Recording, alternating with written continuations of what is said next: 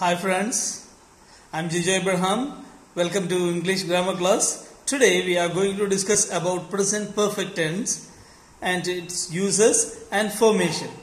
Let's start with the class. Present perfect tense is used to talk about an unfinished action or a state or habit that have started in past but it still continues. For example, if you take the case that I have known Karan since 1994, the action started in 1994, still I know the person. That means it is still important. The next one, she has lived in London for 3 years. She has lived in London for 3 years. So, and still she lives in London and she is here. But now it has completed 3 years. Okay. Then next one, I have worked here for 6 months. So still I am working. I started my work before 6 months and it is about to continue. But the thing is that now I have completed 6 months. I think from these uses you might have got the use of present perfect tense. Present perfect tense is used to say about something that was started in past and still going on. But at the same time we give importance while we use present perfect tense to the present moment or completed action or the completion of the action by the present time. If it is completed by the present time, it is considered to be present perfect tense and still important.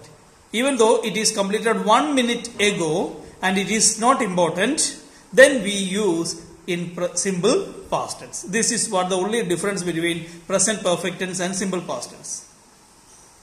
So, I met him 2 minutes ago.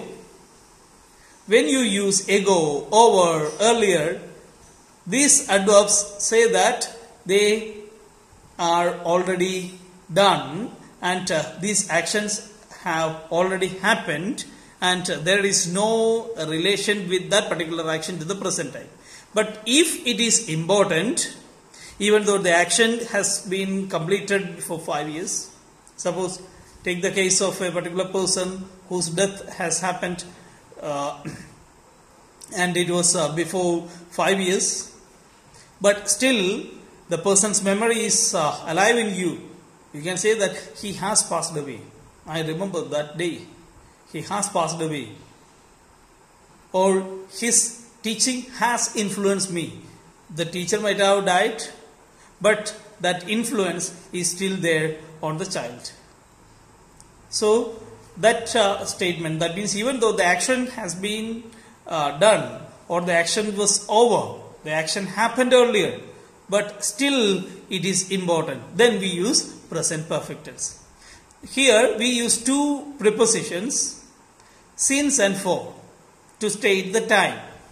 So, since state about a particular time or a fixed time in the past, from that particular time the action has started but still goes on. So, for example, I have known Sam since 1992. I have seen the things been done by the person since last week. So that it is still going on. I know Sam, the person is working and I am just watching all these things. I have watched and I have seen the things are done and all these things are happening and it is just being watched and it has not been over. So, since says about a particular action, but exactly a point of time that began in past. If you say for over there, it has a different use. We can just see one more example is given. I have liked chocolates since I was a child. So, I like chocolate still and I had the same passion to or crave to chocolates and still I have. So even since I was a boy, I started liking chocolates, and still I like it. Then if you say the use of for, it says about a period. The total period of action is covered. I have known Julie for 10 years. Then I have been hungry for hours. So still I am hungry, but it started earlier, and all this period is covered by using for. She has had a cold for a week. Still she has a cold. Okay, so this is what the difference between the use of since and for.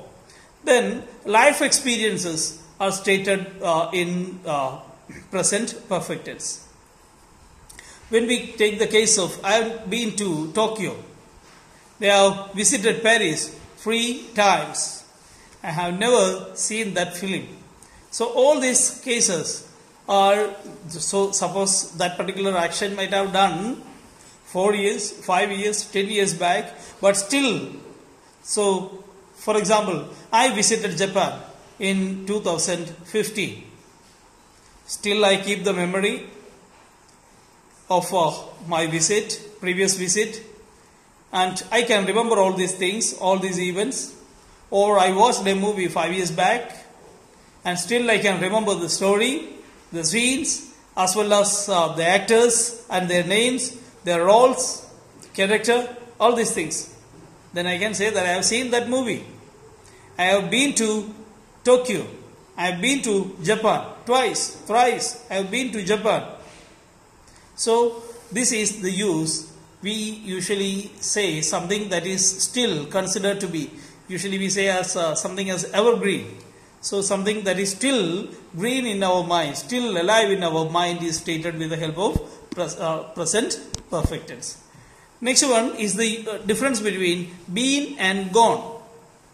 So as the past form of past participle form of go, we usually use both of these forms in present perfect tense, but it has a varied or a different meaning.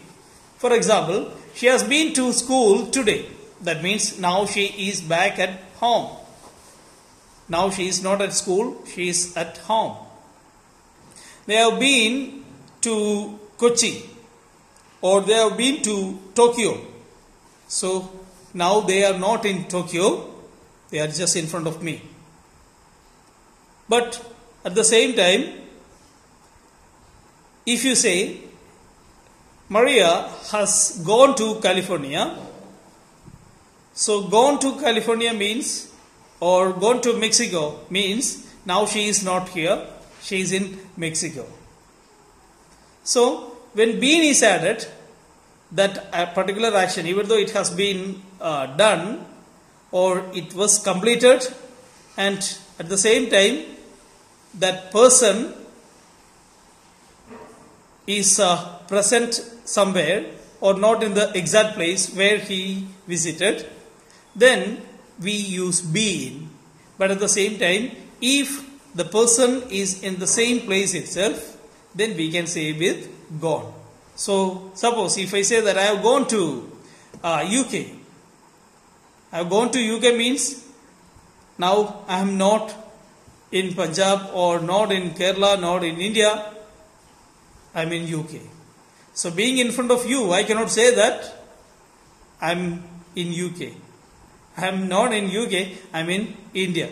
So, but at the same time, I want to state that I visited UK and still the memory is with me.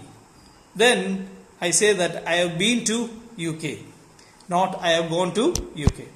Next one, to say actions with an unfinished period of time. That means it is still continuing. It's still going on. I haven't seen her this month. That means so far. So there are 30 days. Within these 30 days, it may be the 30th day. So one more day may be remaining. So up to this 29 days, I have done 29 days. So within these 29 days, I could not meet her or I could not see her. So it may happen in future. But at the same time, up to the time of speaking, it has not happened. Or it has happening. or sorry, it has happened. In two meaning we can say. She has drunk 3 cups of coffee today. That means up to now, or still now she has done. She has taken 3 cups of coffee so far. That means till now. If you say, I have already moved house twice this year. So this is the second house. There may be one more house, or there is a possibility or a chance of shifting one more house this year. So in that case, usually we say present perfect tense. Next one, to talk about something that happened in recent past, but still it's true or important. This is what exactly we discussed in the beginning. I have lost my keys. It's not with me now. I am out of the house. I'm just waiting outside to seek somebody's help to open my house. She has hurt her leg, so she has pain now, and she has wound, and now she is just cleaning it. It has already happened, but still it is on effect. So when something is stated, something that is on effect, something that is still true or important, relevant to the time of speaking, we say the same sentence in present perfect tense. Next one is the form. So here we can see that have and has are the usual auxiliary forms along with the past participle form of the verb. That means V3 form is used. Have is used with the plural subjects, with the subjects like I, we, you, they, Ram, Robin, etc. Then has is used with the singular subjects like he, she, it, Robert, etc. That means when have or has is chosen, that when you have to select any one of this one, you have to take care of the subject. If the subject is singular, you have to take has, and if it is plural, you have to take have. Then verb is always past participle. That means the third form, do, did, done, or done, written, seen, taken, etc. These are the verb forms taken. Now, let's go with the formation of the sentence.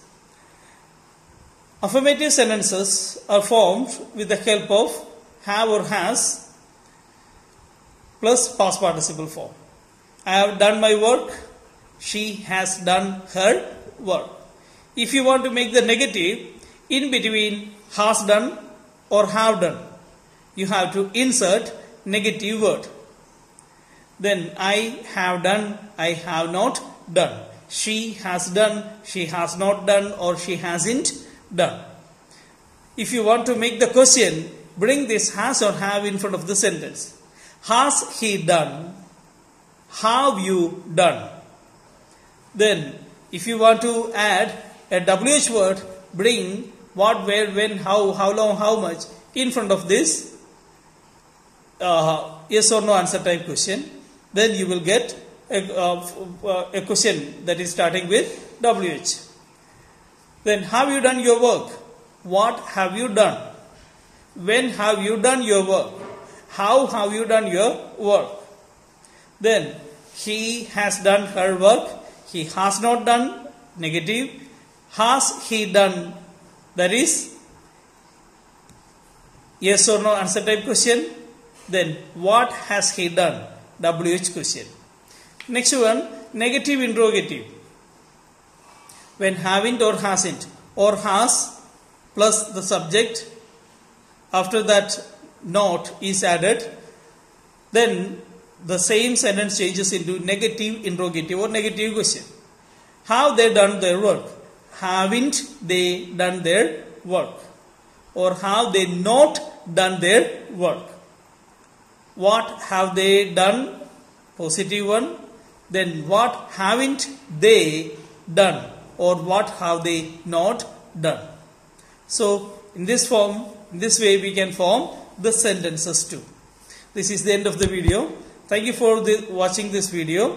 Please like, share and subscribe our channel. Wish you an awesome day. Thank you.